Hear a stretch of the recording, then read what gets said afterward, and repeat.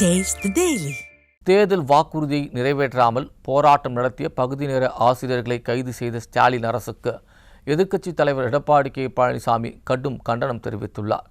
சென்னை தலைமைச் செயலகத்தில் செய்தியாளர்களை சந்தித்த அவர், தேர்தல் வாக்குறுதிகளை நிறைவேற்றாத ஸ்டாலின் அரசுக்கு மக்கள் தக்க பாடம் புகட்டுவார்கள் என திட்டவட்டமாக தெரிவித்தார். திரு ஸ்டாலின் அவர்கள் திராவிட முன்னேற்ற கழக தலைவராக இருக்கும்போது, எதிர்க்கட்சி தலைவராக இருக்கும்போது 2021 சட்டமன்ற பொதுத் தேர்தல் போது தேர்தல் அறிக்கையில் வெளியிட்டார். அப்போ ஒவ்வொரு ஆண்டும் சட்டமன்ற கூட்டத்தொடர் 100 நாட்கள் நடைபெறும் என்று தெரிவித்தார். எல்லா பத்திரிகைகள் ஊடகத்திலையும் அவருடைய தேர்தல் அறிக்கை வெளியில் வந்தது. அண்மையில் அவர் ஊடகத்திலையும் பத்திரிகையிலையும் அறிக்கையின் வாயிலாக சொல்லுகின்ற பொழுது, நாங்கள் அறிவிக்கப்பட்ட தேர்தல் அறிவிப்பில் 98% நிறைவேற்றப்பட்டதாக சொன்னார்.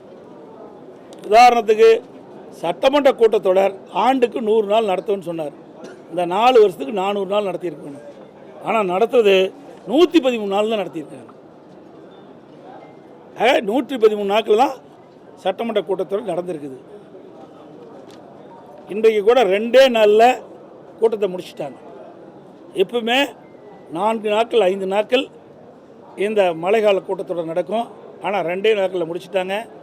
இன்றைக்கு தமிழ்நாட்டில் ஏராளமான பிரச்சனை இருக்குது. இதையெல்லாம் அனைத்து கட்சி தலைவர்களும் மற்ற சட்டமன்ற உறுப்பினர்கள் தங்கள் தொகுதியில் இருக்கின்ற பிரச்சனையை அரசினுடைய கவனத்துக்கு கொண்டு வருவது நடைமுறை. ஆனால் இந்த அரசு இந்த சட்டமன்ற கூட்டத்தொடரை 2 நாளில் முடிச்சுட்டாங்க. மக்களுடைய பிரச்சனை கூட பேச முடியல. பிரதான எதிர்க்கட்சிக்கு ஒரு 10 நிமிடம் கொடுக்குறாங்க.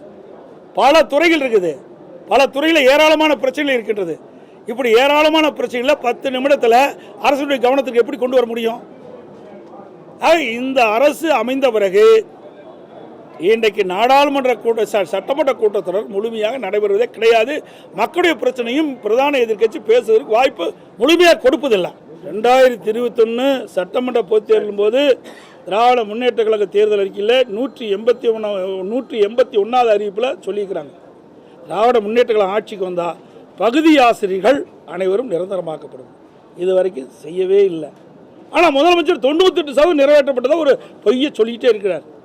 ஆக இன்றைக்கி அந்த போராட்டத்தில் இறங்கியவர்களாம் இன்றைக்கு கைது செய்யப்பட்டு ராஜரத்னம் ஸ்டேடியத்தில் வச்சிருக்கிறாங்க. அவரெல்லாம் விடுதலை செய்ய வேணும்.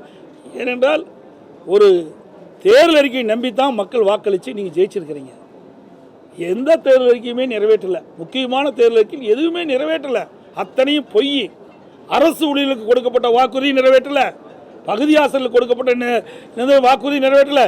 இன்னும் பல வாக்குறுதி கிட்டத்தட்ட 525 அறிவிப்புகள் வெளியிட்டிருக்கிறாங்க. அதில் ஒரு 10% அறிவிப்புகள் தான் நிறைவேற்றியிருக்கிறாங்க. முக்கியமான அறிவிப்புகள் எதுவுமே திராவிட முன்னேற்ற அரசு நிறைவேற்றப்படவில்லை.